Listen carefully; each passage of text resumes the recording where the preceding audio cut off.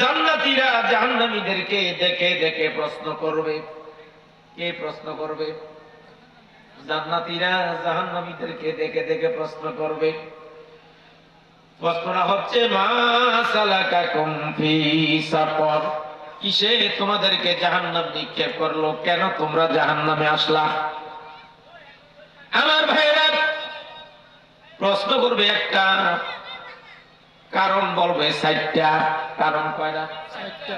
জাহান্নামীদেরকে প্রশ্ন করা হবে মা সালাকাকুম ফি সাকর, কিসে তোমাদেরকে সাকার নামক জাহান্নাম নিক্ষেপ করলো, কিসে তোমাদেরকে সাকারে নিক্ষেপ করলো, কিসে তোমাদেরকে জাহান্নামে নিক্ষেপ করলো? জাহান্নামীরা 4টা কারণ বলবে। কয়টা কারণ? 4টা। 1 নাম্বার কারণ বলবে ক্বালু লাম নাকু মিনাল মুসাল্লিন। আল্লাহু আকবার। 1 নাম্বার কারণ বলবে আমরা নামাজীদের দলে ছিলাম না, নামাজীদের অন্তর্ভুক্ত ছিলাম না, এই জন্য জাহান্নামে আসলাম। 2 নাম্বার কারণ বলবে ওয়ালাম নাকুনু তুইমুল মিসকিন। 2 নাম্বার কারণ বলবে আমরা অভাবী দরিদ্র মিসকিনদেরকে খাবার দিতাম না। 3 নাম্বার কারণ বলবে অকুন্না নাখুদু মাআল খাইদিন। 3 নাম্বার কারণ বলবে আমরা সত্যের বিরুদ্ধে রটনাকারীদের সাথে মিলে আমরাও সত্যের বিরুদ্ধে রটনা করতাম, ইসলামের বিরুদ্ধে কথা বলতাম, হাদিসের বিরুদ্ধে কথা বলতাম, কোরআন হাদিস নিয়ে ঠাট্টা বিদ্রুপ করতাম, এই সমস্ত খারাপ লোকদের সাথে আমরা চলাফেরা করতাম, এই জন্য জাহান্নামে আসলাম।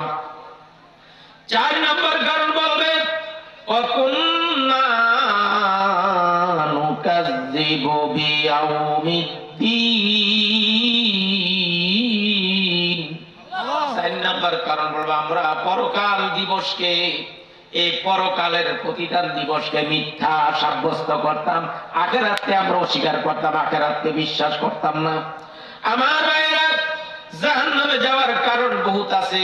এই আয়াতের মধ্যে আল্লাহ পাক 4টা কারণ বলছেন। জোরে কোন কয় কারণ? আর জোরে কোন কয় কারণ? 1 নাম্বার কারণ বলবে জাহান্নামীরা ক্বালু লাম নাকু মিনাল মুসাল্লিন, আমরা নামাজীদের দলে ছিলাম না, এই জন্য জাহান্নামে আসলাম। এবার আসেন, আপনারা কি নামাজীদের দলে থাকবেন না বেনামাজির দলে থাকবেন? তাহলে নামাজি বান্দা যেখানে আমরা আছি সেখানে, বেনামাজি যেখানে আমরা নাই সেখানে। কথা বলেন ঠিক কিনা? আমার ভাইরা নামাজ না পড়লে মানুষ জাহান্নামে যাবে। আমি আপনাদেরকে কোরআন দিয়ে দলিল দিলাম। এবার বলেন তো নামাজের দরকার আছে না নাই? আপনারা কি জান্নাতে যাইতে চান না জাহান্নামে যাইতে চান? নামাজ পড়া না পড়া, রোজা রাখা না চাইরা, সুদ খাইয়া না খাইয়া, ঘুষ খাইয়া না খাইয়া, টেলিভিশন সিনেমা চাইয়া না চাইয়া, সবাই আপনারা বুঝেন। আমি মনে করি আমল করলেই যথেষ্ট। কথা বলেন ঠিক কিনা? আচ্ছা আপনারা বলেন তো সুদ হালাল না হারাম? ঘুষ হালাল না হারাম? এটা কি নতুন কথা না পুরান কথা? শুধু ঘুষ হারাম সেটা নতুন করে বলবো কেন? শুধু ঘুষ হালাল তো নয়, ভালো করে তুমিও জানো। শুধু ঘুষ হারাম সেটা নতুন করে বলবো কেন? শুধু ঘুষ হালাল তো নয়, ভালো করে তুমিও জানো। সুদের টাকায় আজকে তুমি করছো বাড়ি, করছো ঘর, কি জবাব দিবে সেদিন যাবে যেদিন কবর ঘর। সুদের টাকায় আজকে তুমি করছো বাড়ি, করছো ঘর, কি জবাব দিবে সেদিন যাবে যেদিন কবর ঘর। থাকতে সময় হও হুঁশিয়ার, থাকতে সময় হও হুঁশিয়ার, রবের হুকুম তুমি মানো। শুধু ঘুষ হালাল তো নয়, ভালো করে তুমিও জানো। শুধু ঘুষ হারাম সেটা নতুন করে বলবো কেন? শুধু ঘুষ হালাল তো নয়, ভালো করে তুমিও জানো। নামাজে ফরজ সেটা নতুন করে বলবো কেন? নামাজে দিনের খুঁটি, ভালো করে তুমিও জানো।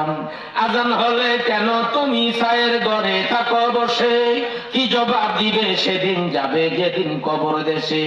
না পড়িলে নামাজ কালাম, না পড়িলে নামাজ কালাম, শাস্তি কঠিন তাও তো মানো। শুধু ঘুষ হালাল শর্ত নয়, ভালো করে তুমিও জানো। আজান দিলে মসজিদে মুসল্লি পাওয়া যায় না,